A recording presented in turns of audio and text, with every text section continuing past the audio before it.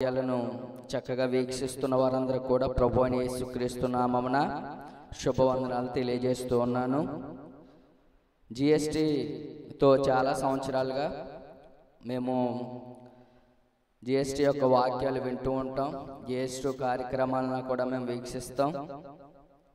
ఎంతో చక్కగా ఎన్నో కార్యక్రమాలు, ఎన్నో మంచి కార్యక్రమాలు ఈ జిఎస్టి ద్వారా చేస్తూ ఉంటారు. చాలామంది దేవుని వాక్యాన్ని బోధిస్తారు, కానీ చేతల్లో చేసేవారు కొంతమంది ఉంటారు. కానీ ఈ జిఎస్టి టీంలో మేము ప్రారంభంలో వచ్చినప్పుడు నేను చాలా సంతోషించిన విషయం ఏంటంటే, చెప్పడం మాత్రమే కాదు కానీ ఎంతోమందికి సహాయం చేస్తూ, ఆపదలో ఉన్న వారిని ఆదుకుంటూ, ఎన్నో దేవుడు చెప్పిన కార్యాలను చేసేవారుగా జిఎస్టి టీం వారు ఉండడం చాలా సంతోషించే విషయంగా నేను భావిస్తూ ఉంటాను ప్రియులారా. అయితే ఈరోజు వాక్య భాగంలోని మనం ఆలోచన చేద్దాం. వాక్య భాగంలోనికి వెళ్ళే ముందు ఈరోజు అందరూ కూడా ఒక స్పెషల్ డేగా భావిస్తున్నారు. ఏంటది?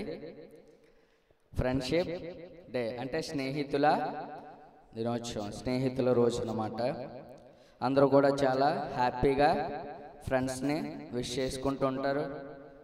చాలామంది ఫ్రెండ్స్తో సమయాన్ని ఎక్కువ గడపడానికి, బహుశా చాలా సంవత్సరాల నుంచి మనం గుర్తు తెచ్చుకోలేని ఫ్రెండ్స్ని కూడా ఈరోజు గుర్తు తెచ్చుకుని వారితో మనం ఏం చేస్తాం, కాసేపు సరదాగా మాట్లాడుతూ ఉంటాం, వారితో సహవాసము చేస్తూ ఉంటాం. చాలా మంచిది. స్నేహితులతో మంచి సహవాసం కలిగి ఉండడం కూడా చాలా మంచిది. కానీ ఈ భూమి మీద అన్ని స్నేహాల కన్నా ఉత్తమమైన స్నేహం ఒకటి ఉంది. అన్ని స్నేహితుల కంటే ఉత్తమమైన స్నేహం ఒకటి ఉంది. అదే ప్రభువుతో ఒక మనిషికి ఉండే స్నేహం.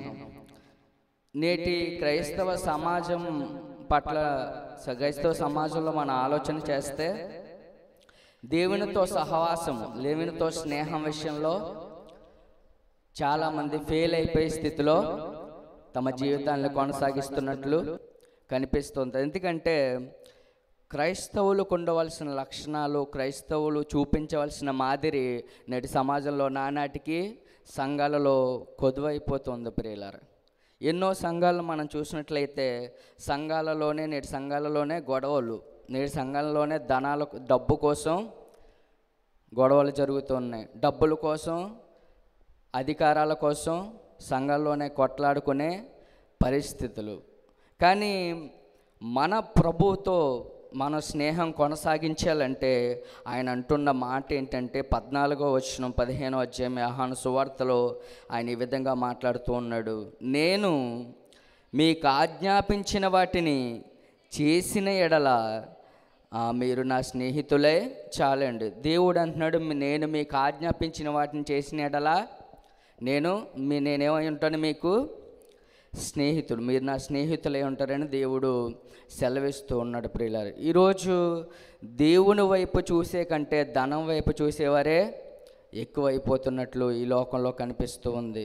నేటి క్రైస్తవ సమాజంలో ప్రేమ కంటే ఎక్కువగా డబ్బు మీదే ఆశ చూపించేవారు ఉంది. కానీ బైబిల్ గ్రంథంలో మనం ఆలోచన చేస్తే, నిజమైన స్నేహితుడట విడువక ప్రేమిస్తాడు. ఏం చేస్తాడు?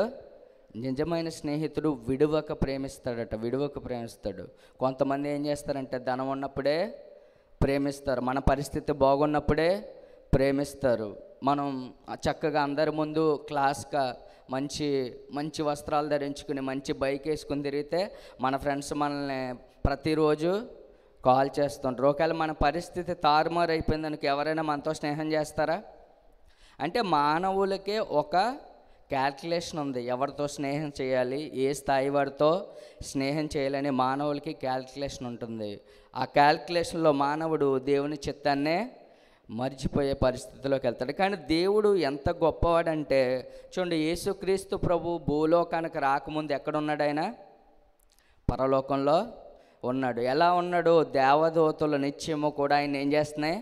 స్తుతిస్తూ ఉన్నాయి, నిత్యము స్తుతిగానాలు చేస్తున్నాయి. ఆయన మహిమతో ఉన్నాడు అక్కడ. అంత గొప్ప స్థితిలో ఆయన ఉండి, ఆయన దేవుడిగా పరలోక రాజ్యంలో ఉండి, ఆయన ఎవరితో స్నేహం చేయడానికి వచ్చాడు? మానవులు అయిన మనతో స్నేహం చేయడానికి ఈ భూమి మీదకి వచ్చి ఉన్నాడు. ఆ భూమి మీదకి వచ్చి ఆయన ఒక మాట అన్నాడు, తన స్నేహితుని కొరకు ప్రాణం పెట్టువానికంటే ఎక్కువైన ప్రేమ గలవాడు ఎవడు లేడు. ఎందుకు ఈ మాట చెప్పాడంటే, యేసుక్రీస్తు అంత ప్రేమించేవాడు ఈ భూమి మీద ఇంకెవడు లేనే లేడు. అందుకే ఆయన ఆ మాట సెలవిస్తున్నాడు. ఆయన నిజముగా చూడండి, ఆ పరలోకంలో ఉన్న సంతోషాన్ని అంతటిని విడిచిపెట్టి మన కోసం ప్రాణం పెట్టడానికి భూమి మీదకి వచ్చి ఉన్నాడు. మన కోసం ప్రాణం పెట్టి మనందరినీ కూడా ఎక్కడికి వెళ్ళాలనుకున్నాడంటే ఆ నిత్య రాజ్యానికి, ఆ పరలోక రాజ్యానికి తీసుకువెళ్ళాలని ఆశ కలిగి ఆయన మనల్ని స్నేహితులుగా చేసుకోవాలని ఆశపడుతుంటే, ఈ లోకంలో అందరూ ఏం చేస్తున్నారంటే ఆయన ఆజ్ఞాపించిన వాటన్నిటిని ఆయన మనకు ఆజ్ఞాపించిన వాటిని ఏం చేస్తాం, మనం పక్కన పెట్టే పరిస్థితిలో క్రైస్తవ సమాజాలు ముందుకు వెళ్ళిపోతున్నాయి. కానీ మనం ఆలోచన చేయాలి, ఆయనతో సహవాసం చేయాలంటే మనం ఏం చేయాలంటే, మొట్టమొదటికి ఏం చేయాలంటే మన స్వభావ సిద్ధంతో స్నేహం చేయకూడదు. ఏం చేయకూడదు?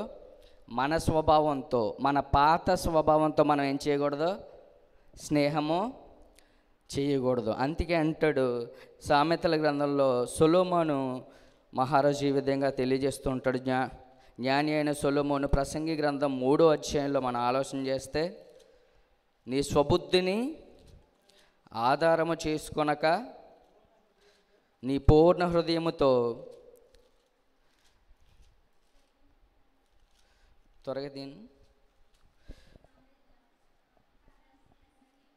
నీ పూర్ణ హృదయంతో యెహోవా యందు నమ్మకి ఉంచుము, నీ ప్రవర్తన అంతటి యందు ఆయన అధికారమునకు ఒప్పుకొను, అప్పుడు ఆయన నీ త్రోవలను చాలండి. ఏం చేయాలంటే మన స్వబుద్ధిని మనం ఏం చేసుకోకూడదట? ఆధారము చేసుకోకూడదు. నేను అంటున్నాను, మన స్వబుద్ధితో మనము స్నేహం చేయకూడదు. ఏం చేయకూడదు? స్నేహం చేయకూడదు. మన స్వబుద్ధి దేవుని యొక్క స్వస్థ బుద్ధి వంటిది కాదు. మన స్వబుద్ధి ఎలాంటిదట? దేవుని స్వస్థ బుద్ధి వంటిది కాదు, దేవుని యొక్క స్వభావం వంటిది కాదు. చూడండి, మన ఆదిలోనే మనం ఆలోచన చేస్తే కయ్యేను స్వభావం ఎలాంటి స్వభావం అంటే కోపంతో కూడుకున్న స్వభావం. చూడండి, దేవుడు హేబేలు అర్పణని లక్ష్య పెట్టినప్పుడు కయ్యేను ఏం చేశాడు? కోపము తెచ్చుకుని ఏం చేశాడట? తన తమ్ముణ్ణి చంపేశాడు. అంటే స్వబుద్ధి ఎంత ప్రమాదకరమైందంటే, చూడండి, మన స్వబుద్ధితో దేవునితో స్నేహాన్ని మనం ఏం చేయలేం? కొనసాగించలేం. దేవునితో స్నేహాన్ని కొనసాగించలేం. దేవుడు మనతో స్నేహం చేయాలని ఆశపడి మన దగ్గరికి ఆయన వస్తూ ఉంటే, మన స్వబుద్ధితో దేవుడిని ఏం చేస్తూ ఉంటే మనకు దూరంగా నెట్టివేస్తూ ఉంటాం. మన స్వబుద్ధి చాలా ప్రమాదకరమైనది ప్రియులారా. కాబట్టి స్వబుద్ధిని ఏం చేసుకోకూడదట? ఆధారము చేసుకోకూడదు. అందుకే స్వబుద్ధిని ఆధారం చేసుకోకూడదంటే మనం ఏం చేయాలంటే పూర్వపు స్థితిని పూర్తిగా విడిచిపెట్టాలి. ఏం చేయాలి? పూర్వపు స్థితిని, క్రీస్తులోనికి రానప్పుడు మనకున్న స్థితిని, యేసుక్రీస్తుని ఎరగనప్పుడు మనకున్న స్థితిని చూడండి మనం ఎన్నటికీ జ్ఞాపకం చేసుకోకూడదు. ఒకవేళ ఇంకా మనం ఆ స్థితిలో ఉంటే మనం ఏం చేయాలంటే పరిపూర్ణంగా పూర్వపు స్థితిని, పూర్వపు పాపాన్ని మనం ఏం చేయాలి? విడిచిపెట్టే పరిస్థితిలోనికి రావాలి. ఎఫెసీయులకు రాసిన పత్రిక 5వ అధ్యాయము, ఎఫెసీయులకు రాసిన అపోస్తలుడైన పౌలు ఎఫెసీయులకు రాసిన పత్రిక 5వ అధ్యాయము 20వ వచనం నుంచి మనం చదువుతూ ఉంటే, ఆయనతో మనం సహవాసం చేస్తున్నాం అనుకుంటున్నాం, కానీ ఆయనతో ఇంకా సహవాసం చేసినట్లు, ఆయన తెలుసుకున్నట్లు కూడా సరిగా అర్థం చేసుకోలేదేమని ఎఫెసీ సంఘంతో అపోస్తలుడైన పౌలు మాట్లాడుతున్నాడు. చూడండి, 5వ అధ్యాయము 4వ అధ్యాయము 20వ వచనం, క్షమించాలి.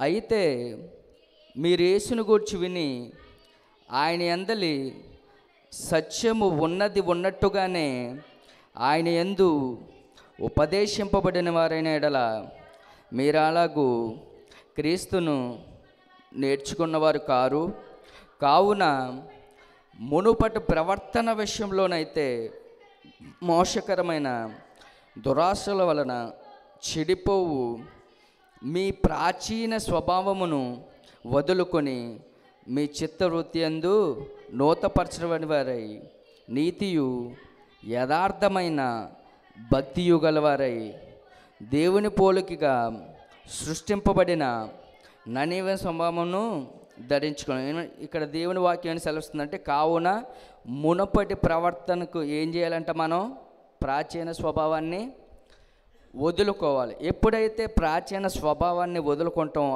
అప్పుడే మనకి యేసుక్రీస్తు అర్థమవుతారు. ఏమవుతుందట? యేసుక్రీస్తు అర్థమవుతారు. ఒకవేళ ప్రాచీన స్వభావాన్ని మనం తెలుసుకోలేకపోతే సత్యాన్ని తెలుసుకుంటాం, కానీ మనం ఎప్పటికీ క్రీస్తుకి స్నేహితులు కాలేం, క్రీస్తు స్వభావంలోనికి మార్చబడలేం. మనం ఎప్పుడు క్రీస్తు స్వభావంలోనికి అడుగు పెడతామంటే ఎప్పుడైతే మోసకరమైన దురాశలు, చెడుపు, ప్రాచీన స్వభావాన్ని విడిచిపెడతామో అప్పుడే మనం ఏమవుతాం? దేవునికి దగ్గర అవ్వడానికి అవకాశం ఉంటుంది.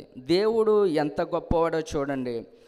తన ప్రియభక్తుడు, తనకిష్టమైన సేవకుడు మోషేతో దేవుడు ఎలా మాట్లాడాడు? స్నేహితుడు మాట్లాడినట్టు, ముఖాముఖిగా దేవుని స్నేహితుడు మాట్లాడినట్టు మాట్లాడాడని చూడండి. నిర్గమకాండం 33వ అధ్యాయము మనం ఆలోచన చేసినట్లయితే అక్కడ మోషేతో ఎలా మాట్లాడుతున్నాడంటే దేవుడు, 33వ అధ్యాయము 10వ వచనం మనం ఆలోచన చేస్తే, లేదా 11వ వచనం, మనుష్యుడు తన స్నేహితునితో మాట్లాడినట్లు యెహోవా మోషేతో ముఖాముఖిగా చాలని చూడండి. దేవుడు ఎలా మాట్లాడుతున్నాడంటే, తన స్నేహితుడితో, మన ఫ్రెండ్స్తో మనం ఎలా మాట్లాడుకుంటాం చూడండి. మనకి ఏదైనా కష్టం వచ్చిందనుకో మనం ఎవరితో చెప్పుకుంటాం? మన బెస్ట్ ఫ్రెండ్తో చెప్పుకుంటాం. ఫ్రెండ్స్ ఎంతమంది ఉన్నా బెస్ట్ ఫ్రెండ్ అంటే చాలా వాల్యుబుల్ కదా. నేను అంటాను, ఆ బెస్ట్ ఫ్రెండ్ యేసుక్రీస్తు అయితే మనందరికి కూడా చాలా మంచిది. వచ్చే సలహా, వచ్చే మంచి జ్ఞానము కూడా మనకి ఆశీర్వాదకరంగా ఉంటుంది. ఏ పనికిమాలోడో మన బెస్ట్ ఫ్రెండ్ అయితే మన జీవితం ఏమైపోద్ది? ఇంకా నష్టపోతాం అన్నమాట. పనికిమాల మాటలు మాట్లాడే వాళ్ళు ఈరోజు ఎక్కువ స్నేహితులుగా మనకు ఉంటూ ఉంటారు కదా. యవ్వనస్తులు ముఖ్యంగా మనం ఆలోచన చేస్తే ఎవరు పడితే వాళ్ళే మనకి స్నేహితులు. వ్యర్థమైన నెంబర్లన్నీ మన ఫోన్లోనే ఉండే పరిస్థితులు నేటి యవ్వనస్తుల్లో ఎక్కువగా కనిపిస్తున్నట్లు చూస్తున్నాం. కానీ మోషేతో దేవుడు ఎలా మాట్లాడుతున్నాడు? స్నేహితుడితో మాట్లాడినట్టు మాట్లాడుతున్నాడు. ఎలాగా? మేఘములో నుంచి, ఆ గుడారము పైకి మేఘంతో వచ్చి మోషేతో మాట్లాడుతున్నాడంట. కానీ చూడండి, మోషేతో మాట్లాడినట్టు కంటే ఇంకా ప్రేమతో మనతో మాట్లాడుతున్నాడు ఈరోజు కదా. మోషేతో ఆయన మేఘంలో నుంచి మాట్లాడాడు, కానీ ఆయన డైరెక్ట్ తన కుమారుల్లో నుంచే మనతో ఈరోజు మాట్లాడుతున్నాడు కదా. ఆది యందు వాక్యముండును, వాక్యము దేవుని యొద్దను, వాక్యము అంటే దేవుడు డైరెక్ట్ మనతో కూడా ఏం చేస్తున్నాడు? ఇప్పుడు మాట్లాడుతున్నాడు. కానీ దేవుడు మాట్లాడుతున్న సమయాన్ని మనం ఏం చేయకూడదు? పాడు చేసుకోడు. దేవుడు మనల్ని కూడా స్నేహితులుగా పిలవాలని చూస్తున్నాడు. మనల్ని కూడా స్నేహితులుగా, ఆయనతో స్నేహ సంబంధం కలిగిన గారుగా ఉండాలని ఆయన కోరుకుంటూ ఉంటున్నాడు. కానీ ఇశ్రాయేలు ప్రజలు అలాంటి వారు కాదు. ఇశ్రాయేలు ప్రజలు మోషేకున్నటువంటి మనసు ఇశ్రాయేలు ప్రజలకి లేదు. ఇశ్రాయేలు ప్రజలు ఎలాంటి వాళ్ళు అంటే, వారు ఏ దేశానికి వెళ్తే ఆ దేశంలో కలిసిపోతారు. ఏం చేస్తారో, అమ్మోరియల్ దేశంకి వెళ్ళారంటే అక్కడ కలిసిపోతారు. ఏదోమీల దేశంకి వెళ్ళారంటే వాళ్ళతో, అంటే ఎక్కడికి వెళ్తే వారి స్వభావాలతో వాళ్ళు కలిసిపోతుంటారన్నమాట. చూడండి, యేసుక్రీస్తునందు విశ్వాసం ఉంచిన వారు ఏ స్థలానికి వెళ్తే ఆ స్థలంలో వారితో ఆ స్వభావం వంటి వారిగా ఉండడానికి వీలు లేదు. ఎలా ఉండాలంటే మనము ఇశ్రాయేలు ప్రజల్లో ఉండకూడదు. ఇశ్రాయేలు ప్రజల స్వభావం ఎలా ఉంటుందో చెప్తున్నాను చూడండి. యెహోషువ మాట్లాడుతున్నాడు చూడండి. యెహోషువ గ్రంథం 24వ అధ్యాయంలో వారు ఎలా తయారవుతున్నారంటే, యెహోషువ గ్రంథము 24వ అధ్యాయము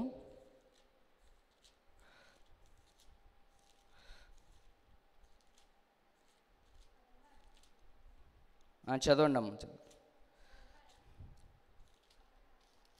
24వ అధ్యాయము ఇంచుమించు 15వ వచనం నుంచి కూడా చదవండి.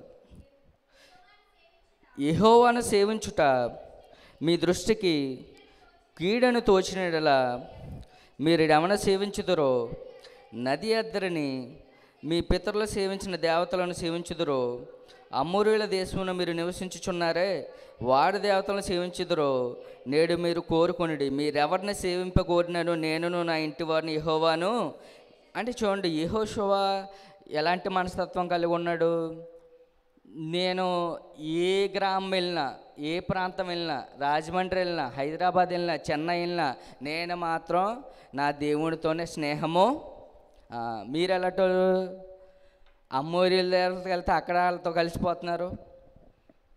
ఇంకా మనం ఆలోచన చేస్తే చూడండి, ఎక్కడికి వెళ్తే అక్కడికి మీ పితరుల దేవతలు ఎక్కడికి వెళ్తే అక్కడ ఆ స్వభావంలో మీరు కలిసిపోతున్నారు. అది మంచిది కాదని దేవుని వాక్యము సెలవిస్తుంది. నేటి మా క్రైస్తవులు అయిన మనం కూడా ఏం చేయకూడదంటే, ఎక్కడికి వెళ్ళినా కూడా మనం ఏం చేయకూడదు, మన స్వభావాన్ని మనము ఫాలో అవ్వకూడదు. మన ఎదుటివారి స్వభావాన్ని కూడా మనం ఏం చేయకూడదు, ఫాలో అవ్వకుండా ఉండాలి. ఎవరి స్వభావాన్ని ఫాలో అంటే క్రీస్తు స్వభావాన్ని మనము ఫాలో అవ్వాలి. యేసు ప్రభు చెప్తున్న మాట, మనం ఒకరినొకరు ప్రేమించుకునేవారిగా ఉండాలి. ఎలా ఉండాలట? ఒకరినొకరు ప్రేమించుకునేవారుగా ఉండాలి. నేడు సమాజాన్ని మనం ఆలోచన చేస్తే, ఒక క్రైస్తవుడు ఇంకో క్రైస్తవుని ఏం చేయడు, ప్రేమించడు. ఏం చేయడట? ప్రేమించడు. ఒక క్రైస్తవుడు ఒక క్రైస్తవుని ప్రేమించడు. ఈ సంఘముడు ఆ సంఘముల్ని ప్రేమించడు. ఈ సంఘముడు ఆ ప్రార్థనకి వెళ్ళడు, ఆ సంఘముడు ఈ ప్రార్థనకే. ఎందుకంటే సంఘాలు అక్కడ పూజించేది యేసుక్రీస్తుని, ఇక్కడ పూజించేది యేసుక్రీస్తుని. చూడండి, బోధకులు అనేక మంది ఉండొచ్చు, క్రీస్తు నిమిత్తం బోధకులు అనేక మంది ఉండొచ్చు, కానీ మనకు తండ్రి ఒక్కడే, మనకు తండ్రి ఒక్కడే. కాబట్టి దేవుడు ఒక్కడే కనుక ఎన్ని సంఘాలైనా కూడా ప్రతి సంఘం వారు ఒకరినొకరిని ఏం చేసుకోవాలి, ప్రేమించుకోవాలి. అప్పుడే దేవునితో మనకి సంబంధము ఏర్పడుతుంటుంది. అందుకే యోహాను రాసిన మొదటి పత్రికలు అంటాడు, తన సహోదరుని ద్వేషించేవాడు నరకపాత్రుడు అంటే, వాళ్ళలో దేవుడు ఏమాత్రము ఉండడు. మరి తన సహోదరుడు యేసుప్రభుని నమ్ముకున్న వాడినే మరో యేసుప్రభుని నమ్ముకున్నవాడు ప్రేమించలేని పరిస్థితిలో దేవునితో ఎలా సంబంధం ఉంటుందా? ఒక క్రైస్తవుడు యేసుప్రభుని నమ్ముకున్న వ్యక్తి మనం కాపాడ్డాడు, అతను మనం ప్రేమించట్లేదు. ఈడు పలానా సంఘస్థుడు రా, ఈడు మనోడు కాదంటాం. అంటే చూడండి, మరి ఎలా, హౌ ఈజ్ పాసిబుల్? మన సహోదరునే మనం ప్రేమించలేకపోతున్నాం, ఎలా దేవునితో మనకి స్నేహం ఏర్పడుతుంది? మన ఆలోచన చేయాలి. ప్రతి సంఘస్థును కూడా మనము ప్రేమించాలి. ఎక్కడ ప్రార్థన జరిగినా మనము వెళ్ళాలి. అందులో సత్యం చెప్తున్నారా అసత్యం చెప్తున్నారా అనేది మనము బైబిల్ ద్వారా, దేవుని వాక్యం ద్వారా మనము పరిశీలించుకొని మన సహోదర భావాన్ని మనం కాపాడుకోవాలి. అప్పుడే దేవునితో మనకి సంబంధం అనేది పెరుగుతుంది, స్నేహం అనేది పెరుగుతుంది పిల్లలు. కాబట్టి మనం ఒకరినొకరిని ఏం చేసుకోవాలి అంటే, ఒకరినొకరిని అంటే మన సంఘస్థుల్ని మనమే ఇదా అక్కడ దేవుని వాక్యంలో ఉన్న అర్థం? బహుశా ఇప్పుడు ఒక డినామినేషన్ వాళ్ళే ఇంకో డినామినేషన్ని ప్రేమించుకునే పరిస్థితిలో లేరు. వాళ్ళ డినామినేషన్లో వాళ్ళే దెబ్బలాడుకునే పరిస్థితులు వచ్చేసినాయి. అంటే దేవునికి పూర్తిగా దూరం అయిపోయే పరిస్థితులు వస్తున్నాయి. దేవుడేమో పరలోకాన్ని విడిచిపెట్టి మనతో స్నేహం చేయడానికి ఈ భూలోకానికి వస్తే, మనం మాత్రం అనేక భేదాలు పుట్టించుకుంటూ దేవునితో ఉన్న సంబంధాన్ని క్రమక్రమంగా తెంచుకునే పరిస్థితిలోనికి వెళ్ళిపోతాం. కాబట్టి మన స్వభావాన్ని కానీ, మన స్వభావ సిద్ధమైన మనస్సును కానీ మనం ఏం చేయకూడదు, స్నేహం చేయకూడదు. దేవుడు ఏం చెప్పాడో దాని ప్రకారము చేయాలి. మరొకటి ఏంటంటే, కోపము మనలో అధికంగా ఉండడానికి వీలు లేదు. ఎందుకంటే కోప చిత్తులతో సహవాసం చేయొద్దని సామెతల గ్రంథము చూడండి 23వ అధ్యాయము, సామెతల గ్రంథము 22వ అధ్యాయం 24వ వచనం నుంచి ఆలోచన చేస్తే, కోప చిత్తునితో సహవాసము చేయకుము, క్రోధం వానితో పరిచయం కలిగి ఉండకము, నీవు వాని మార్గములు అనుసరించి నీ ప్రాణమునకు ఉరి. అంటే ఏం చేయకూడదంటే, కోప చిత్తునితో సహవాసము చేయకూడదు. ఇప్పుడు మన స్వభావంతో మనము సహవాసం చేయకూడదు, స్నేహం చేయకూడదు. ఇంకోటి దేంతో చేయకూడదట, కోప చిత్తునితో సహవాసము చేయకూడదు. అసలు కోపమే చాలా ప్రమాదము. అందుకే అంటాడు, నరుని కోపము దేవుని నీతిని నెరవేర్చదంటే. యాకోబు రాసిన పత్రిక 1వ అధ్యాయం 19వ వచనం మీరు చదివితే అక్కడ ఉంటుంది, నరుని కోపం ఏం చేయదట, దేవుని నీతిని నెరవేర్చదు కదా. యేసుక్రీస్తు ఏమో ఒక గొప్ప కార్యాన్ని నెరవేర్చడానికి భూమి మీదకి వచ్చాడు. చూడండి, ఆ శిలువ మరణానికి దగ్గర అవుతూ ఉండగా చూడండి, ఆయన పట్టుకోవడానికి సైనికులు వచ్చినప్పుడు పేతురు గారికి ఏమొచ్చింది? కోపము విపరీతమైన, ఇటు నా ప్రభువుని తీసుకెళ్ళిపోతారా, నా ప్రభువుని తీసుకెళ్ళిపోతారని కత్తి తీసి ఏం చేశాడు? మలుక్ అనే వ్యక్తి యొక్క చెవిని. అంటే చూడండి, కోపములో కొన్ని పనులు అంటే కొన్ని అసాధారణమైన పనులు కూడా మనం ఏం చేస్తాం? చేసేస్తూ ఉంటాం. మంచి స్నేహితులు కూడా పోగొట్టుకునే పరిస్థితులు. చూడండి, ఏది పడితే అది మాట్లాడేస్తాం కోపంలో ఉన్నప్పుడు. అంటే దీర్ఘశాంతం కలిగి ఉండకపోతే మనకి చాలా ప్రమాదం వాటిల్తుంటుంది. కోపము దేవుని చిత్తాన్ని, అందుకే చూడండి, పేతురు చేసిన పనిని దేవుడు మెచ్చుకోలేదు. ఆ మట్టుకు తాళమని గద్దించినట్లు మనం చూస్తాం. ఎందుకంటే కోపము చాలా ప్రమాదము. ఈ కోపము తెచ్చుకోకూడదని ఎఫెసీయులకు రాసిన పత్రికలో కూడా కోపం గురించి మాట్లాడుతూ ఉన్నాడు. కోపంతో కూడా మన స్నేహము చేయకూడదు. ఎఫెసీయులకు రాసిన పత్రిక ఇంచుమించు 4వ అధ్యాయం అనుకుంటా, చూడండి.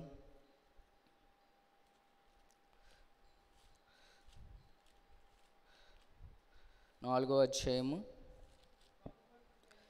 కోపపడుడు కానీ పాపము అని చూడండి. అంటే కోపపడుడు కానీ పాపము, కోపంలో ఆటోమేటిక్గా పాపము చేసే అవకాశాలు ఎక్కువగా ఉంటాయి. తండ్రి మీద, తల్లిదండ్రుల మీద కోపమించి ఈరోజు ఆత్మహత్యలు చేసుకోవడం బాగా ఫ్యాషన్ ఎక్కువైపోయింది ప్రియులారా. చూడండి, చాలా ఆ కోపంలో ఏం చేస్తున్నాడో తెలియట్లేదు. ఆ కోపంలో వెళ్ళాడు ఏ గోదాట్లోనో దూకేయడం, ఇలాంటి పనులన్నీ చేసి ఎంతో నష్టాన్ని, తన ఆత్మను కూడా రక్షించుకోలేని పరిస్థితిలో నష్టాలు కలుగుతున్నాయి. కాబట్టి కోపంతో మనము సహవాసము చేయకూడదు. అది దేవుని నీతిని నెరవేర్చే అవకాశము లేనేలేదు. ఇంకా ముఖ్యంగా మనం ఆలోచన చేస్తే నేటి సమాజంలో యవ్వనస్తులు ఎందుకు చెడిపోతున్నారో అంటే ముఖ్యంగా వారు చేసే స్నేహాలు మంచివి కాకపోవడం వల్ల. చూడండి, యవ్వనస్తులు పాడైపోవడానికి ముఖ్య కారణం ఏంటంటే వారు ఎంచుకునే స్నేహితులు మంచివారా కాదనే పరిస్థితిలో యవ్వనస్తులు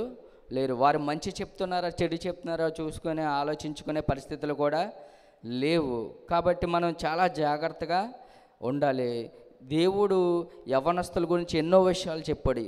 చూడండి, తిమోతికి రాసిన పత్రికలు అంటాడు, యవ్వనేచ్ఛల నుంచి పారిపోమ్మంటాడు. యవ్వనేచ్ఛల నుంచి పారిపోమ్మని ఎందుకన్నాడంటే యవ్వనేచ్ఛల్లో ఒకవేళ మనం పడిపోతే మనం పూర్తిగా దేవునికి దూరం అయిపోయే పరిస్థితులు ఏర్పడతాయి. చూడండి, దేవుని ఆత్మ డైరెక్ట్ దిగి వచ్చేది ఎవరి మీదకి? సంసోని మీదకి. ఎవరి మీదకి? దేవుని ఆత్మ దిగి వచ్చేది. ఎంత గొప్ప యోధుడు అంటే చాలా గొప్ప బలవంతుడు, చాలా గొప్ప యోధుడు. కానీ చూడండి, అతడుకున్న స్నేహాల బట్టి, అతనుకున్న చెడు స్నేహాల బట్టి చూడండి అతడు దేవునికి దూరం అయిపోయే పరిస్థితులు ఏర్పడుతూ వచ్చాయి. చూడండి, ఒక్క చెడ్డ స్నేహితుడు చాలు మన జీవితం చెడు త్రోవల్లోకి వెళ్ళిపోయే అవకాశం చాలా దారుణంగా ఉంటుంది. చూడండి, చెడు పనులు చేసేవారితో మనం స్నేహం చేయకూడదు. చెడు కార్యక్రమాలు చేసేవారితో కూడా మనం సహవాసము కలిగి ఉండడానికి ఆసక్తి చూపించకూడదు. చాలా జాగ్రత్తగా ఉండాలి. యవ్వనేచ్ఛల నుంచి పారిపోమ్మని తిమోతికితో రాసి చెప్పాడు. చూడండి, దేవుడు ఈరోజు మనకి బైబిల్ ఇచ్చాడు కదా, మంచి ఏదో తెలుసుకోవడానికి, చెడు ఏదో తెలుసుకోవడానికి.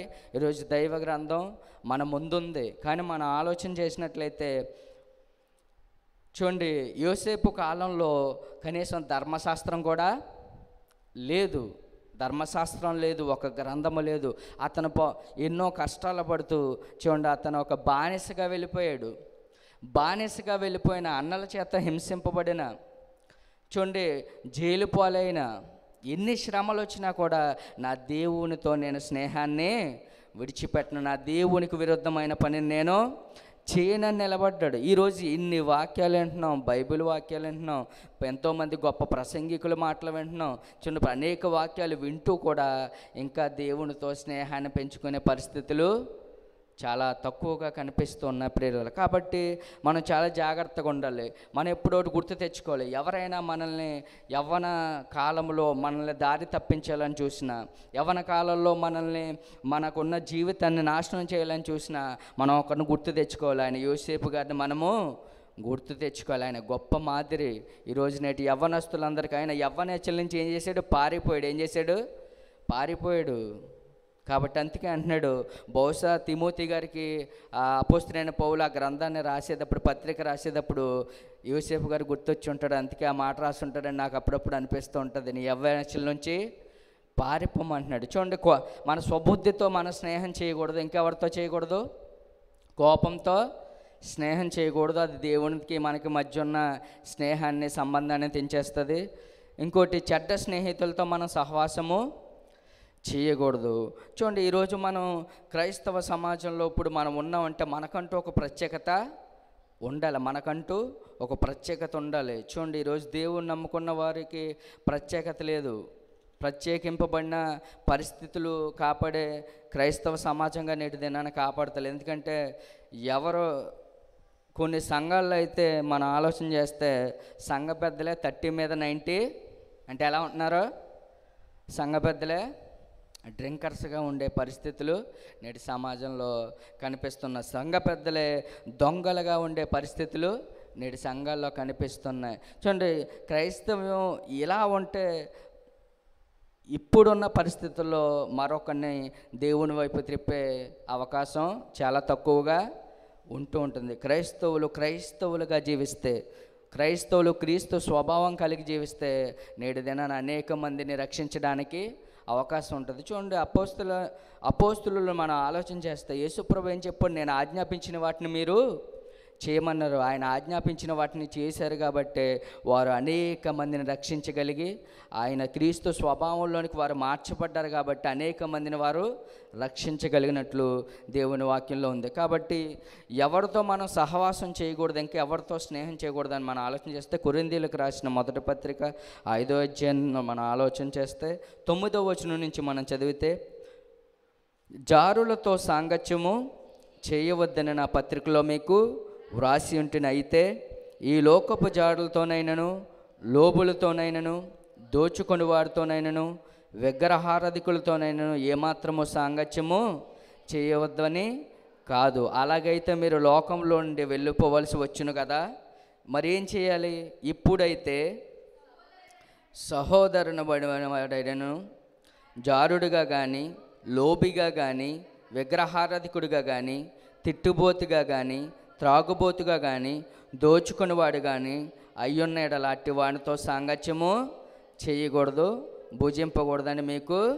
మనం ఏం చేస్తామంటే, యేసుప్రభుని నమ్ముకున్న వల్లే మనం ఏం చేయం? సహవాసం చేయం. ఒకవేళ పక్క సంఘంలో ఎవడైనా భక్తిగా నిజంగా దేవునితో సంబంధం కలిగి మంచి పేరు పొందినా కూడా కనీసం ఆ సహోదరునికి వందనాలు కూడా మనము. అంటే ఎందుకు ఈ పరిస్థితులు? దేవుడు ఏం చెప్పాడు? నేటి సంఘాలు ఏం చేస్తున్నాయి? మన ఇతర సంఘాలను కూడా ప్రేమించాలి. ఎవరితో సహవాసం చేయకూడదో, క్రీస్తునందు విశ్వాసం ఉంచిన వారితో సహవాసం చేయొద్దని బైబిల్ చెప్పలేదు. అతను ఏ సంఘమైనా ఒక మంచి పేరు పొందిన వ్యక్తి అయితే, దేవునితో సంబంధం కలిగిన వ్యక్తి అయితే మన అతనితో ఏం చేయాలి? సహవాసము చేయాలి. కాబట్టి ఎవరితో చేయకూడదు? జారులతో మనం ఏం చేయకూడదు? సహవాసము. పోకిరి చేష్టలు చేసే వాళ్ళతో మనం ఏం చేయకూడదట? సహవాసము చేయకూడదు. పనికి మాలోళ్ళకి వాక్యం తెలదో, ఏమీ తెలదు. గాలి తిరిగే వాళ్ళందరూ కూడా చూడండి, నేటి సమాజంలో ఏం చేస్తారంటే, మంచి వ్యక్తిత్వం కలిగిన వారిని కూడా ఏం చేస్తున్నారు? తమ క్రీస్తులో నుంచి మంచి వ్యక్తులను కూడా పాడు చేసే పరిస్థితులు వస్తున్నాయి. యవనస్తులు చూడండి, సంఘాల్లోనే కూర్చుంటారో, ఫోన్లో ఏం చేసుకుంటారో, చాటింగ్లు. ఈ ఎదురు కూర్చున్న అబ్బాయి వెనకాల కూర్చున్న అమ్మాయితో చాటింగ్ చేస్తుంటాడు. దేవుడేమో నీ కోసం అక్కడ సర్వస్వాన్ని విడిచిపెట్టి, ఆ సంతోషాన్ని విడిచిపెట్టి ఇక్కడికి వచ్చి నీతో స్నేహం చేయడానికి వస్తే నువ్వు ఎవరితో స్నేహం చేస్తావు? వాక్యం వినకుండా మొబైల్ నొక్కునేవాడితో స్నేహం చేస్తే దేవునికి మనకి ఎప్పటికీ సంబంధం. ఎందుకు అసలు దేవునితో స్నేహం చేయాలి? ఈ ప్రశ్న వస్తుంది కదా, ఎందుకు చేయాలి దేవునితో స్నేహం? అలా అడిగోళ్ళు కూడా ఉన్నారు. దేవుని సంఘానికి వచ్చి దేవుని లెక్క చేయని వారు కూడా అనేక మంది నేటి సంఘాల్లో కనిపిస్తున్నట్లు మనకు చూస్తుంటుంది. ఎందుకు దేవునితో సంబంధం కలిగి ఉండాలంటే, ఆయన మనకి నిత్య జీవాన్ని ఇచ్చేవాడుగా ఉన్నాడు. ఎలా ఉన్నాడు? నిత్య జీవాన్ని ఇచ్చేవాడుగా ఉన్నాడు. ఆయన ఏ విధంగా పరలోకంలో సింహాసనం ముందు కూర్చుని ఉన్నాడో, అదేవిధంగా మనం జయిస్తే మనల్ని కూడా పరలోక రాజ్యంలో ఆయన స్నేహితులుగా, ఆయన సహోదరులుగా ఆయన పరలోకంలో కూర్చోబెట్టాలని ఆయన ఆశ కలిగి ఉండి భూలోకానికి వస్తే ఆయన అంత గొప్ప భాగ్యాన్ని ఇవ్వడానికి వచ్చాడు. పరలోకంలో ఆకలి ఉండదు, దెబ్బకు ఉండదు, ఏముండదో, బాధలు ఉండవు, కష్టాలు ఉండవు, కన్నీళ్ళు ఉండవు. అంటే అంత గొప్ప సంతోషం కలిగిన రాజ్యాన్ని ఆయన ఇవ్వడానికి సిద్ధపడి ఉంటే మనం ఎందుకు చేయాలి యేసుక్రీస్తుతో స్నేహం? ఎందుకు చదవాలి వాక్యం? ఎందుకు చేయాలి ప్రార్థన? ఎందుకు ఉండాలి పరిశుద్ధంగా? ప్రార్థన కంటే వస్తాం మెంబర్షిప్ కోసం. అంటే ఇటువంటి పరిస్థితుల్లో నేటి యవ్వన సమాజం చాలామంది ఉంటూ ఉన్నారు, తమ జీవితాన్ని పాడు చేసుకునే విధంగా ఉంటున్నారు. కానీ మనమైతే ఏం చేయాలంటే, ఒకవేళ నిజంగా నాకు క్రీస్తుతో స్నేహం కావాలి, యేసుక్రీస్తుతో స్నేహం కావాలి, దేవుడితో నాకు స్నేహం కావాలి, ఆయనతో నా స్నేహితుడా అని పిలిపించుకోవాలని ఎవరికైనా ఆశ ఉంటే మనం ఏం చేయాలంటే, మన స్వబుద్ధిని ఏం చేయాలి? విడిచిపెట్టాలి. మన స్వభావ సిద్ధమైన పాపం ఏదైనా, పూర్వ పాపం ఏదైనా ఇప్పటికీ మన మీద ఏలుబడి చేస్తుంటే దాన్ని కూడా విడిచిపెట్టి మనం నవీన స్వభావాన్ని, క్రీస్తు స్వభావాన్ని మనం ధరించుకోవాలి. ఇంకా ఎవరితో సహవాసం చేయకూడదట? లోబులతో సహవాసము చేయకూడదు. విగ్రహారాధన చేసేవాడితో కూడా మనము సహవాసం చేయకూడదు. తిట్టుబోతులతో కూడా సహవాసం చేయకూడదు. అలాంటి సహవాసం చేయకూడదంటే అర్థం ఏంటి? మొత్తాన్ని వాళ్ళని విడిచిపెట్టామనా? ఒకవేళ ఎగ్జాంపుల్, మన ఇంట్లోనే మన తమ్ముడు ఎవడో బూతులు ఆడుతున్నాడు అనుకో, అంటే నుదిలేమనా? వాడు సిగ్గుపడినట్లు ఏం చేయాలి? వాడితో భోజనం చేయట వాడితో కలిసి భోజనము చేయకూడదు. ఒక త్రాగబోతుడు ఉన్నాడు, వాడితో కలిసి మనం ఏం చేయకూడదు? భోజనము కలిసి భోజనం చేయకూడదు, ఏకీభవించకూడదు. అతి ముఖ్యంగా చెప్పేది ఏంటంటే వాడితో, అందుకే కీర్తనకారుడు, నా ప్రియుడా పాపులు నిన్ను ప్రేరేపించినప్పుడు నువ్వు ఒప్పకము అంటాడు. మనం ఎప్పుడైతే దేవుని వాక్యాన్ని మనం వింటే, ఆయన చెప్పిన మాటల ప్రకారం చేస్తే మనం ఆయన స్నేహితులే ఉండే అవకాశం ఉంటుంది. కాబట్టి మనం ఏం చేయకూడదు? లోబులతో, విగ్రహార్థకులతో, తిట్టుబోతులతో, త్రాగుబోతులతో మనం ఏం చేయకూడదట? సహవాసము చేయకూడదు. ఎందుకంటే వాళ్ళకి పరలోక రాజ్యము లేదు. అటు సంఘ పెద్ద అయినా లేదు, పాస్టర్ అయినా లేదు, లేకపోతే డబ్బు ఉన్నవాడైనా లేదు, కారు ఉన్నవాడైనా లేదు, అది ఎంత గొప్పోడైనా కూడా పరలోక రాజ్యం అనేది లేదు. ఎవరికి ఉందంటే, ఎవరైతే యేసుక్రీస్తు మాట విని ఆయన మాటల ప్రకారం జీవిస్తారో వారికి మాత్రమే ఆయన స్నేహితులయ్యే అవకాశము ఉంది. అదే మాటను ఆయన సెలవిస్తూ ఉన్నాడు యోహాను సువార్తలో. ఆ మాటనే శిష్యులతో మాట్లాడుతూ ఉన్నాడు. ఏమని మాట్లాడుతున్నాడు చూడండి, మీరు నా స్నేహితులై ఉండాలంటే ఏం చేయాలి? నేను మీకు ఆజ్ఞాపించిన వాటిని దేవుడు మనతో ప్రేమతో మాట్లాడుతూ ఉన్నాడు. ఈరోజు మన స్వబుద్ధిని ఆధారం చేసుకోకుండా, స్వనీతిని ఆధారం చేసుకోకుండా, కోపాన్ని విడిచిపెడుతూ, మన పూర్వకాలపు పాపాన్ని విడిచిపెట్టి వాటితో స్నేహం చేయకుండా ఒకవేళ దేవుని వైపు మనం చూస్తే ఖచ్చితంగా ఈ రాత్రే, ఇప్పుడే దేవుడు మనల్ని ఏమని పిలవకూడదు? నా ప్రియ స్నేహితుడా అని పిలవకూడదు. ఇంకా మనం ఆలోచన చేస్తున్నట్లయితే చాలామంది ఇప్పటికే సీరియల్స్ మానరు. ఏమనరు? సీరియల్స్ చూడడం మానరు. ఇప్పటికే సినిమాలు చూడడం మానేరు. కానీ కొలస్సీ రాసిన పత్రికలో మనం ఆలోచన చేస్తే దేవుని పోలికగా ఉన్న పిల్లలకట కనీసం చూడండి, కొలస్సీ రాసిన పత్రికలో 3వ అధ్యాయంలో మనం ఆలోచన చేస్తే, 3వ అధ్యాయం కదా, 5వ అధ్యాయం చూడండి.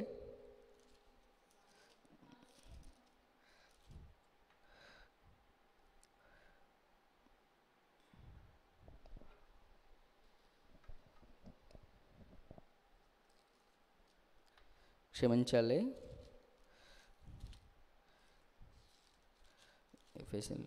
ఎఫెసీయులకు రాసిన పత్రిక 5వ అధ్యాయం చదివినట్లయితే, కావున మీరు ప్రియులైన పిల్లల వలె దేవుని పోలి నడుచుకొనుడి, క్రీస్తు మిమ్మల్ని ప్రేమించి పరిమళ వాసనగా ఉండుటకు మన కొరకు తాను దేవునికి అర్పణగాను బలిగాను అప్పగించుకొనును. అలాగనే మీరును ప్రేమ కలిగి నడుచుకొనుడి.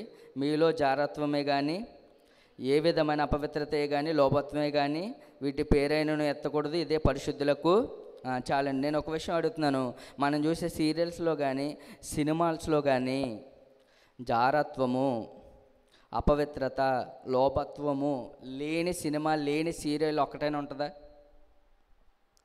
అపవిత్రత లేని సినిమా కానీ, లోభత్వం అంటేనే నటన కదా, వేషధారణ, అది చేసేదే వేషధారణ. అంటే ఇవి లేని సినిమా కానీ, ఇవి లేని సీరియల్ కానీ ఉంటుందా? దేవుడు అంటున్నాడు ఆ పేరే ఎత్తొద్దంటే మనం ఏం చేస్తున్నాం? వాటిని చూసే పరిస్థితిలో, అంటే వాటితో నేను అంటున్నాను స్నేహం అంటే ఏంటి? సహవాసం చేయడం. టీవీ ఆన్ చేసి 24 గంటలు టీవీ దగ్గరికి వచ్చి ఉంటే ఏమంటారు, ఒరే ఆ టీవీతో సహవాసాన్ని విడిచిపెట్టరు అంటారు. కొంతమంది సీరియల్స్తో స్నేహం చేస్తున్నారు, కొంతమంది సినిమాలతో స్నేహం చేస్తున్నారు. ఒకవేళ వాటితో స్నేహం చేస్తే దేవుడు అంటున్నాడు పరిశుద్ధులకి అది తగినది కాదు. నేటి క్రైస్తవులు ఒకరోజు కాబట్టి ఒకరోజైనా మార్పు చెందే పరిస్థితిలోనికి రావాలి. ఒకవేళ క్రీస్తు రాకడ వచ్చినట్లయితే బైబిల్ గ్రంథంలో ఉంది, వారందరూ కూడా ఏమైపోతారు, నశించిపోయే ప్రమాదము ఉంది. ఒకవేళ భయం లేని పరిస్థితిలో మనం ఉండకూడదు. కానీ మనం ఇంకనూ కూడా ఒకవేళ సీరియల్స్ సినిమాల్స్ కూడా చూసే పరిస్థితులు అంటే వాటిని కూడా మనం ఏం చేయాలి, విడిచిపెట్టాలి. ఇప్పుడు ఎవరు ఆజ్ఞాపిస్తున్నారు ఈ మాటలన్నీ మనకే? స్వబుద్ధిని ఆధారం చేసుకోకూడదని వాక్యంలో ఉంది, కోపాన్ని విడిచిపెట్టమని వాక్యం ఉంది, కోపచిత్తులతో సహవాసం చేయొద్దండి, త్రాగుబోతులతో సహవాసం చేయొద్దండి, లోబులతో సహవాసం చేయొద్దండి. అంటే వీటన్నిటితో సహవాసం చేయకూడదు, స్నేహం చేయకూడదని ఎవరు ఆజ్ఞాపిస్తున్నారు మనల్ని? వాక్యము ఆజ్ఞాపిస్తుంది. వాక్యం = దేవుడు ఆజ్ఞాపిస్తున్నాడు. ఇప్పుడు ఆయన ఇప్పుడు మరల యోహాను సువార్త 15 అధ్యాయంలోకి వస్తే, నేను మీకు ఆజ్ఞాపించిన వాటిని చేసిన యెడల మీరు నా స్నేహితులు. ఇప్పుడు మనం ఆయన స్నేహితులై ఉండాలంటే మనం ఏం చేయాలి? ఇప్పుడు నా ప్రియ స్నేహితుడా ఆయన మనల్ని పిలవాలంటే, మోషేతో మాట్లాడినట్టు దేవుడు మనతో మాట్లాడాలంటే మనం ఏం చేయాలంటే ఈ 5 మనం ఏం చేయాలి, జాగ్రత్తగా కాపాడుకోవాలి. ఈ సినిమాలు సీరియల్స్ను కూడా ఏదో పర్వాలేదులే, ఏదో టైంపాస్కే కదా అని చేయడానికి వీలు లేదు. కాబట్టి మనము చూడండి, చివరిగా ఎవరితో సహవాసం చేయాలి అనే విషయాన్ని మనం పరిశీలన చేసుకుంటే, తిమోతికి రాసిన పత్రిక, అపోస్తలుడైన పౌలు తిమోతికి రాసిన పత్రికలో యవ్వనేచ్చుల నుంచి పారిపోము అన్న తర్వాత చదవండి.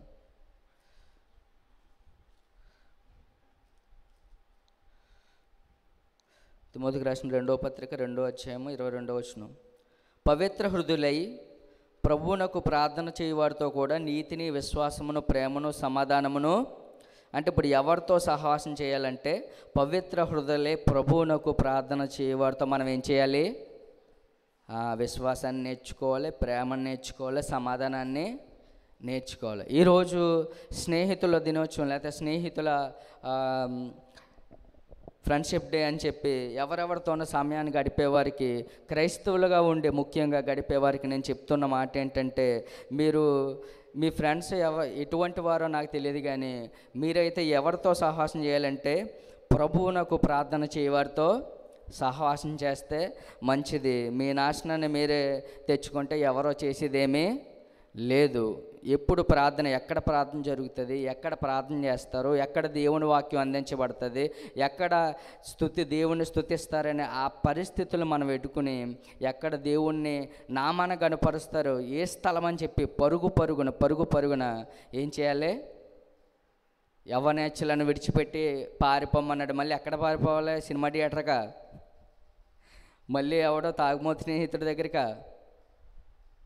యవ్వనేచ్ఛల నుంచి పారిపోయి మళ్ళీ ఎక్కడికి వెళ్ళాలంటే నువ్వు పారిపోయి మళ్ళీ ఎక్కడికి రావాలి? దేవుని సన్నిధానానికే రావాలి. తప్పిపోయిన కుమారుడు ఎక్కడికి వచ్చాడు? మళ్ళీ తిరిగి తండ్రి దగ్గరికే వచ్చాడు. మూతి పళ్ళన్నీ రాలిన తర్వాత ఎక్కడికి వచ్చాడు? తండ్రి దగ్గరికి వచ్చి, తండ్రి ఇంకా నీ కుమారుని అనిపించుకోను, ఇక నీ దాసుడిగా నేను ఉండిపోతానంటే దేవుడు ఎంత గొప్పవాడు తెలుసా? అప్పుడు కూడా దేవుడు ఏమని పిలిచాడు? నా ప్రియ కుమారుడనే పిలుస్తాడు. దేవుడు చాలా ప్రేమమయుడు. మనకే స్వార్థం, అసూయ, కక్షలు ఇవన్నీ మానవుడికే ఉన్నాయి తప్ప దేవునికి ఏమాత్రం కూడా స్వార్థము ఉండదు. ఎవరైనా సరే నేను దేవునితో స్నేహం చేయాలనుకుంటున్నాను, దేవునితో నా ప్రియ స్నేహితుడాన్ని పిలిపించుకోవాలని ఆశ కలిగి ఉంటే నేను ఇచ్చే సలహా, నువ్వు ఇప్పుడే ప్రార్థన ఎక్కడ జరుగుతుందో నువ్వు వెతుక్కుని అక్కడికి పారిపోతే రక్షింపబడతావు. లేదంటే నువ్వు నాశనం అవుతావు, నీ ద్వారా అనేక మందిని నాశనము చేస్తావు. కాబట్టి ఇప్పుడే జాగ్రత్తపడి మనం ప్రార్థన ఎక్కడ జరుగుతుందో పరుగున వెళ్ళే పరిస్థితిలో ఉండాలి. అది పలానా సంఘంలో జరుగుతుందా, లేకపోతే పలానా పాస్టర్ గారా, పలానా సంఘమా, ఇది కాదు. ఎక్కడ ప్రార్థన జరుగుతుంది, ఎక్కడ దేవుడు నాతో మాట్లాడతాడు అనే ఆలోచన కలిగి మనం అక్కడికి ఏం చేయాలి? పరుగున వెళ్ళిపోయే పరిస్థితిలో ఉంటే ఖచ్చితంగా దేవుడు ఏదో స్థలములో మనతో మాట్లాడతాడు. యాకోబుతో ఎక్కడ మాట్లాడాడు? ఎక్కడో పడుకున్నాడు నైట్ ఏదో స్థలంలో. ఆ స్థలం ఏంటో కూడా అతనికి తెలియని పరిస్థితిలో పడుకుంటే దేవుడు దర్శనమిచ్చి యాకోబుతో మాట్లాడాడు, ఆశీర్వదించాడు. అలాగే దేవుని కోసం మనం శ్రద్ధగా వెతికి దేవుని వైపు మనం కన్నులెత్తి చూస్తే ఆయన మనతో కూడా ఏం చేస్తాడు? మోషేతో మాట్లాడినట్టు మనతో కూడా మాట్లాడతాడు. యేసుప్రభు అపోస్తులైన శిష్యులతో నా ప్రియ స్నేహితులారని ఎలా అయితే పిలిచాడో మనల్ని కూడా అలాగా పిలుస్తాడు. కాబట్టి మనం ఎవరితో స్నేహం చేద్దాం? యవనస్తులు ఎవరితో స్నేహం చేయాలి? పనికిమాలతోనేనా? పనికిమాలతో స్నేహం మనకి అవసరం లేదు. ప్రభుతో స్నేహం చేయడానికి మనము సిద్ధపడి ప్రభు పని చేయవారితో కూడా మనం ఏం చేయాలి? ప్రయాసపడాలి. తిమోతి ప్రయాసపడిపోయేవాడట. పౌలు గారు ఎక్కడ పరిచర్య చేస్తే ముందుగా అక్కడికి వెళ్ళిపోయి ఈయన ఆ పరిచర్య కావలసిన వాతావరణాన్ని క్రియేట్ చేసేసేవాడట. అమ్మ ఇక్కడ ప్రార్థన జరుగుతుంది, ఇక్కడ వాక్యం ప్రకటించబడుతుంది, ఇక్కడ దేవుడి మాటలు ప్రకటించబడతాయి, ఇక్కడ రక్షణ దొరుకుతుంది అని చెప్పి ముందుగానే వారిని సిద్ధపరిచి తిమోతి ఎంతో గొప్ప సహకారం అందించేవాడు. చూడండి, ఫిలిప్పీయులకు రాసిన పత్రిక 2వ అధ్యాయంలో ఆ విషయాన్ని డైరెక్ట్ అపోస్తలుడైన పౌలు గారే తెలియజేస్తుంటారు. చూడండి, ఫిలిప్పీయులకు రాసిన పత్రిక 2వ అధ్యాయము 19వ వచనం అనుకుంటూ చూడండి. నేనును నీ క్షేమము తెలుసుకుని ధైర్యము తెచ్చుకునే నిమిత్తము తిమోతిని శీఘ్రముగా మీ వద్దకు పంపుటకు ప్రభు అయిన యేసునందు నిరీక్షించుచున్నాను. మీ క్షేమం విషయమై నిజముగా చింతించేవాడు అతను వంటి వాడు ఎవడో నా యొద్ద లేడండి. చూడండి, ఇంకా ముందుకు చదివినట్లయితే 22వ వచనం, అతని యోగ్యత మీరు ఎరుగుదురు. తండ్రికి కుమారుడు ఎలాగో సేవ చేయను అలాగే అతడు నాతో కూడా సువార్త వ్యాపకము నిమిత్తము అని చూడ సువార్త ప్రకటింపబడడానికే అతను ఎంతో సహకారం అందించాడంట. ఇప్పుడు మనం కూడా ఏం చేయాలి? దేవునితో స్నేహం చేయడానికి అనేక మందిని, మన స్నేహితుల్ని, నశించిపోతున్న వారిని, అనేక విషయాల్లో దేవుణ్ణి విడిచిపెట్టి తిరుగుతున్న వారిని మనం ఎక్కడికి తీసుకురావాలి? దేవునితో స్నేహం చేయడానికి తీసుకురావాలి. మనం ఏం చేస్తామంటే, నేను సినిమా థియేటర్ కాడ ఉన్నానరా మన ఫ్రెండ్స్ అందరినీ కూడా డైరెక్ట్ గ్యాదరింగ్ చేసేస్తూ ఉంటాం అన్నమాట. గ్యాదరింగ్ చేసేస్తాం, కానీ ఆ గ్యాదరింగ్ కాదు, కానీ ప్రేయర్ గ్యాదరింగ్ మనము చేయాలి. విస్తరింపబడాలంటే యవ్వనస్తులు ఏం చేయాలంటే సంఘానికి వెన్నెముకలాగా నిలవబడాలి. ఈ ప్రాంతంలో ప్రార్థన జరిగినప్పుడు ఈ ప్రాంతంలో ప్రతి ఒక్కరిని ఆహ్వానించాలి. సంఘము అంటే ఏంటి? ఈరోజు అనేక మంది సంఘ భేదాలు ఎందుకు వస్తున్నాయంటే, సంఘం అంటే గోడలు కాదు, సంఘం అంటే గోడలు కాదు. ఎవరైతే విశ్వాసుల సమూహం ఉందో అదే సంఘము, అదే సంఘం. మన శిరస్సు క్రీస్తు అయినప్పుడు మనము క్రీస్తు సంఘముగా ఉంటాం. ఈరోజు అనేక పేర్లు పెట్టుకోవడం వల్ల నేటి సంఘాల్లో విభేదాలు అనేవి ఏర్పడినట్లు కూడా మనకు తెలుస్తుంది. ప్రతి ఒక్కరిని ఆ సంఘం ఈ సంఘం అనే భేదం లేదు. మా ప్రార్థన జరుగుతుంది, దేని వాక్యము ప్రకటింపబడుతుందని అనేక మందిని మనము ఆహ్వానిస్తూ ఉండాలి. మీ ఫ్రెండ్స్ను కూడా మీరు ఏం చేయాలి? ఆహ్వానించినప్పుడు దేవుని వాక్యము ద్వారా అనేక మంది రక్షింపబడడానికి అవకాశం ఉంటుంది. కాబట్టి దేవుని చేత స్నేహితులను పిలిపించుకునే అర్హత మనం కలిగించుకునేవారిగా, దేవుడు ఆజ్ఞాపించిన వాటిని చేయవారిగా దేవుడు మనల్ని నిలబెట్టి మనల్ని ముందుకు నడిపించాలని కోరుకుంటూ ఈ కొద్ది మాటలు మనందరి వెనుకలో దేవుడు ఫలింపచేయునుగాక. ఆమేన్.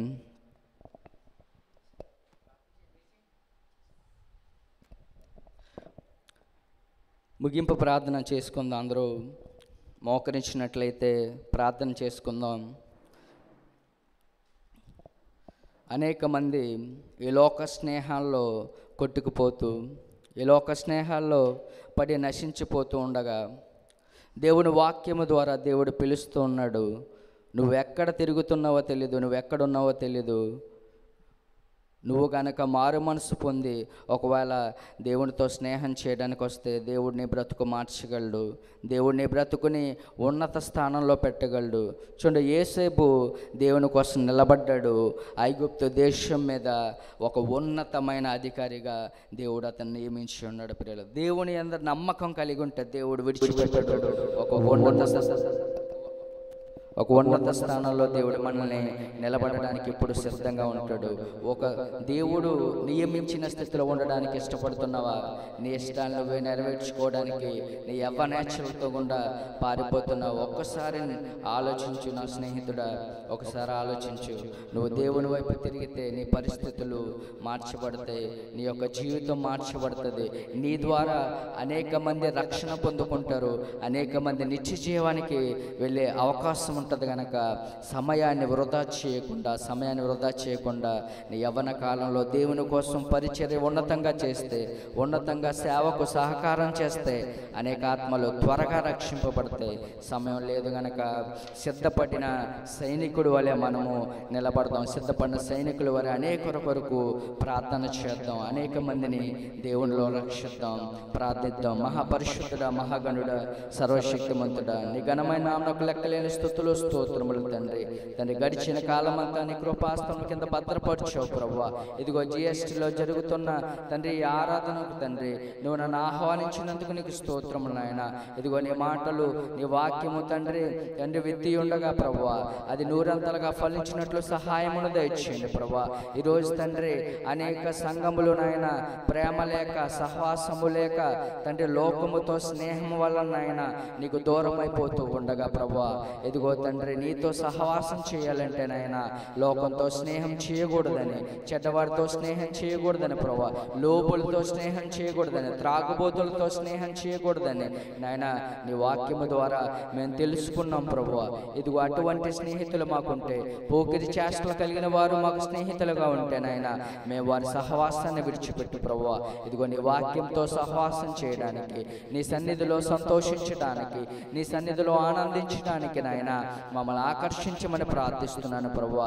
ఎవరైతే పాపంలో మునిగిపోతున్నారో, పాపంలో కొట్టుకుని పోతున్నారో ప్రభువా, వారందరినీ కూడా నీ సన్నిధి వైపు ఆకర్షించండి తండ్రి.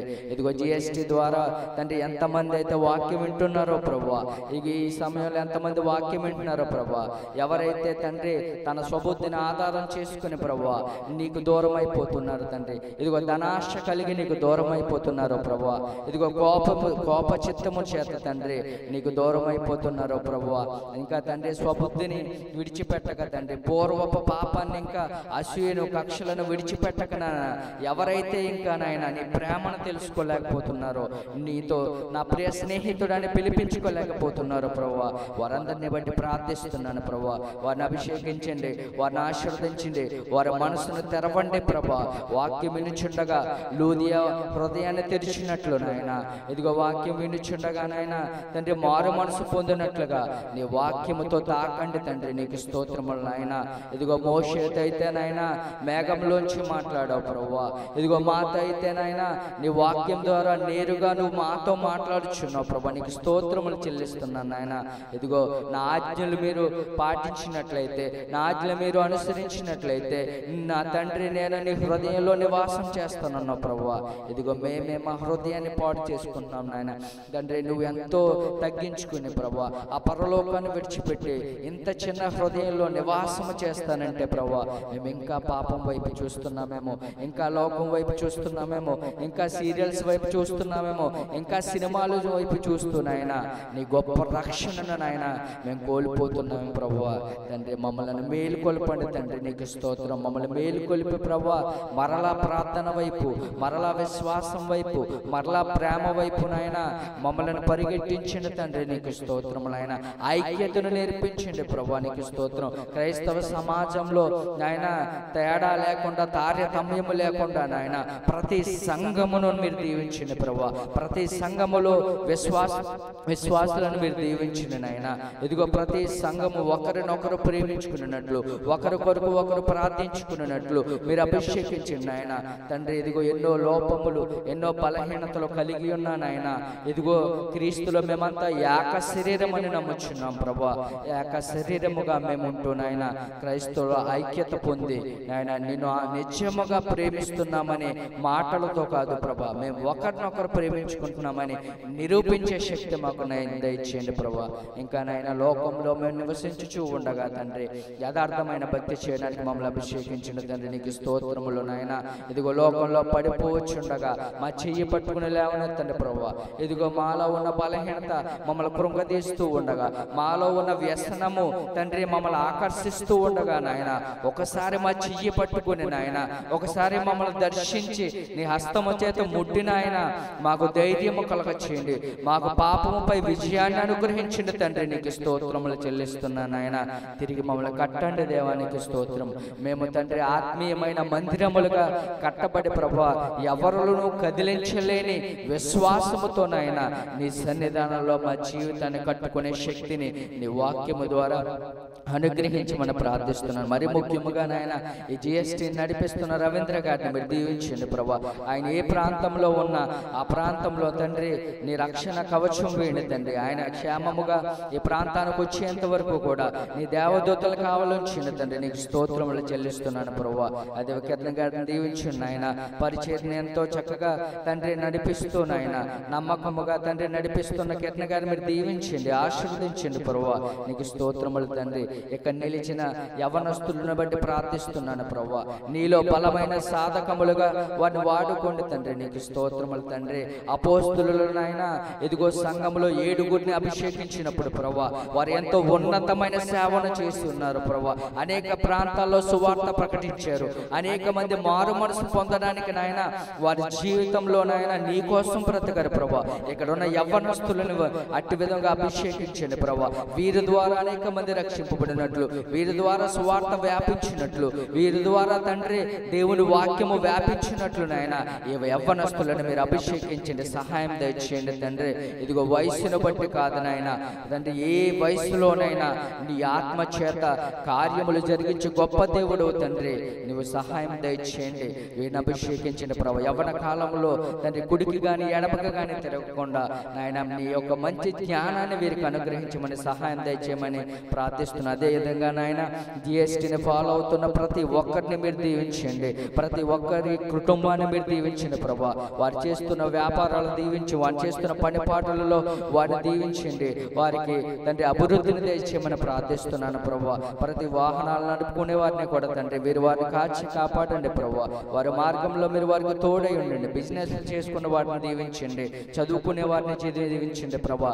ఈ GST ద్వారా ఇంకా అనేక మంది వాక్య వినిచు దినదినము తండ్రి నూతన పరచబడుతూ ప్రభా ఒకరోజు నిన్ను ఎదుర్కొనే శక్తిమంతులుగా మార్చబడుటకు నీ సహాయము దయచేయమని ప్రభా. ఇదిగో నీ రాకడ వరకు కూడా నాయన నీ వాక్యము చేత దినము మమ్మల్ని పరిశుద్ధులుగా మార్చమని నీ పరిశుద్ధ సహవాసాన్ని నాయన మేము తెలుసుకుని లోకపు వ్యసనాలను విడిచిపెట్టి తండ్రి నశించిపోయే స్థితిలో నుంచి నాయన తండ్రి జీవించే స్థితిలోనికి నాయన మమ్మల్ని నడిపించమని తండ్రి మమ్మల్ని లేవనెత్తమని ప్రభా. మా చెయ్యి పట్టుకునే అనుదినము కూడా నీ విశ్వాసంలో మమ్మల్ని నడిపిస్తూ తండ్రి నీ రాజ్యం వరకు కూడా మమ్మల్ని నడిపించి స్థిరపరచి మరొకసారి నాయన ఇక నిలిచిన ప్రతి ఒక్కరిని కూడా పేరు పేరున మీరు దీవించి మీరు ఆశీర్వదించిన ఆయన నీ పరిశుద్ధాత్మ చేత నింపి అనేక కార్యాలు వారి ద్వారా జరిగింపచేయమని ప్రార్థన చేస్తూ తండ్రి అదే విధంగా తండ్రి ఈ సేవను ఇంకా కొనసాగించాలని ఆశ కలిగి ఉండగా అనేక ప్రాంతాలలో మందిరాలు కట్టుచూ ఉండగా నాయన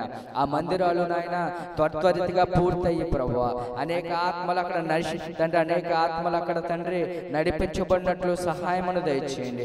అనేక మంది నాయన ఆ స్థలములకు వచ్చి నీ నామాన్ని మహిమపరిచే ధన్యత దయచేయండి ప్రభువా.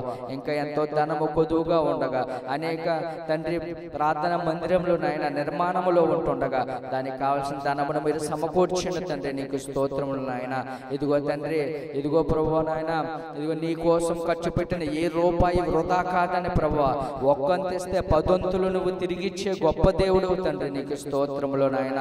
ఇదిగో నీ సేవకుడైన నాయన నీ సేవకుడికి నాయన ఒక్క అప్పము చేసి నాయన ఇస్తే తండ్రి తన జీవితంలో తండ్రి ఆ కుండలో పిండి అయిపోలేదు ప్రభా, నూనె అయిపోలేదు నాయన. ఎంతో గొప్ప ఆశీర్వాదం పొందుకున్నారు ప్రభా.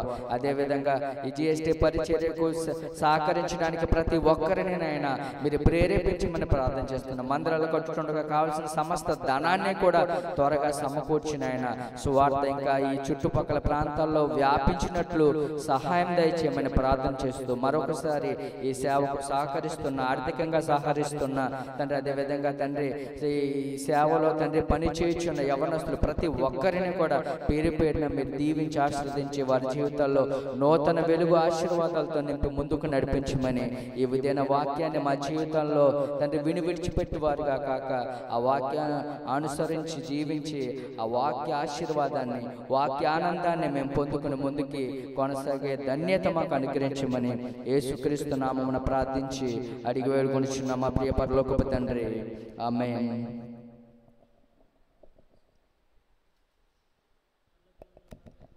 నీ నామం పరిశుద్ధపరచబడును గాక, నీ రాజ్యం వచ్చును గాక, నీ చిత్తం పరలోకమందు నెరవేర్చినట్లు భూమి మీద నెరవేరును గాక.